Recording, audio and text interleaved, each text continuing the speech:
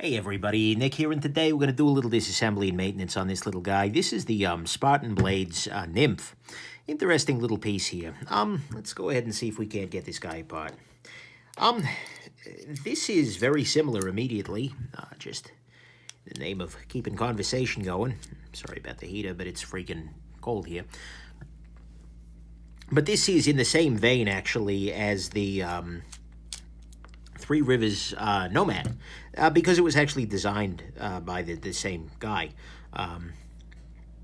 Seems to be just a similar take on it. This piece isn't wanting to come off. That's interesting. Is this like welded in place? Oh no. Oh, it's just stuck on there by gunk. Okay, well good. Hopefully we'll be able to do some good here with the action. This is a very gritty action, although at the moment, by the way, the knife has started off-centered. Hopefully will be so at the end of this process as well.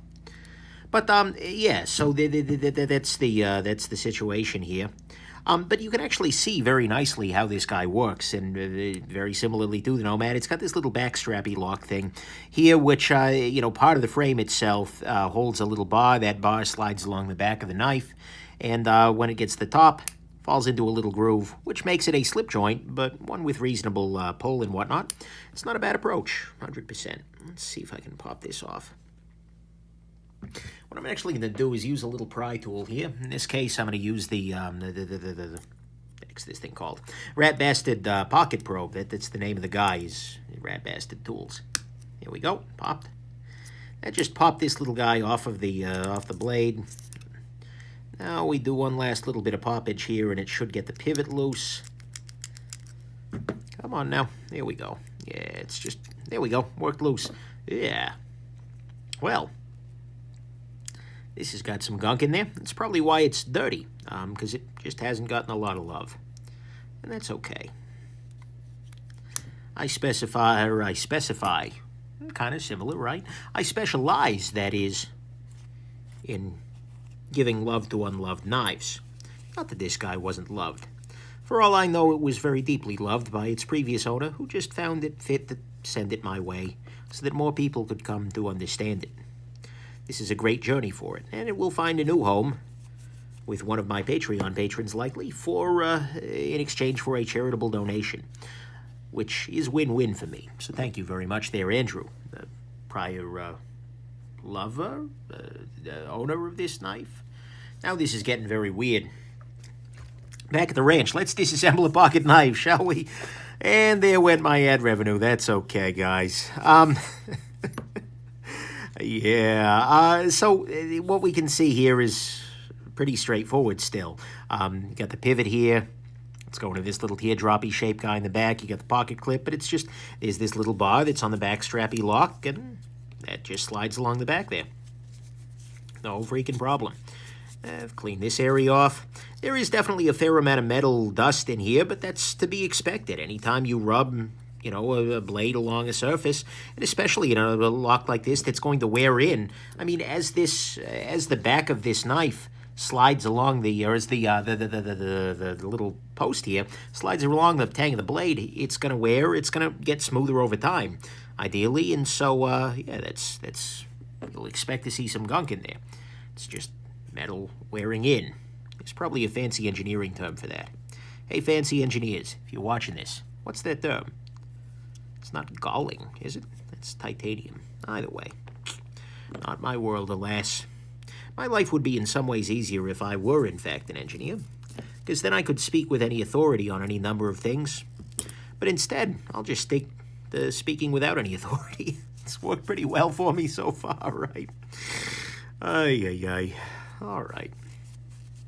Clean this little guy off. But, there we go. Les Halpern, by the way, is the guy who designed this little guy. Interesting fella. All right, pop that loose. And I don't mean that in the sense of like, oh, he's interesting, bless his heart. No, interesting fella. All right, let's go ahead, clean this off. And we can go ahead and restart the reassembly. Or start the reassembly. I guess we never stopped the reassembly, so we can't restart it, right? because we never began it. All right, back to the ranch. Let's go ahead and put one of these washers down, and I'm using 10 weight nano oil here in a pen, and it works nicely. Gonna go ahead and put a little bit of oil down on this washer. Okay, come on. Pop it on there. There you go. And that little guy falls right on down there. I am substantially prepared for this, having actually recently reviewed the Three Rivers Nomad. Okay, this is going to be maybe a little trickier, because my goal here is to get the blade underneath this backstrap lock, which is going to place pressure down on the blade there, while at the same time getting the pivot through and getting everything into position here. What I'm going to do that is, well, actually not much. We are in place. Hey, great. Can't argue with that, right? But anyways, having just done the Three Rivers Nomad, I am more prepared for this disassembly than I would have otherwise been. So that's nice. Okay, what am I missing here? What parts have I left out? None at this point. Great. Couple of things I need to have happen here. First and foremost, I need to make sure that this little post here, pardon me, goes into the little backstrap guy. That will allow everything to work out here. I know that my back spacer is now in position.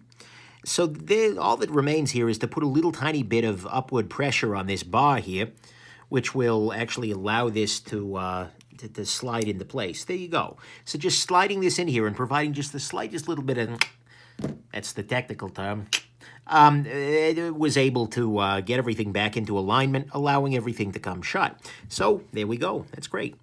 Okay, now finally we put this little guy on here. This you may be looking at me thinking like, okay, Nick, what the heck's this purpose of this superfluous piece here? For starters, hey, good job using the word superfluous. It's a great word, really. Although it's superfluous in most conversations. But anyways, what's the point of that piece there? That piece is a pinchy guard. That's the technical term, of course. It's not the technical term, of course.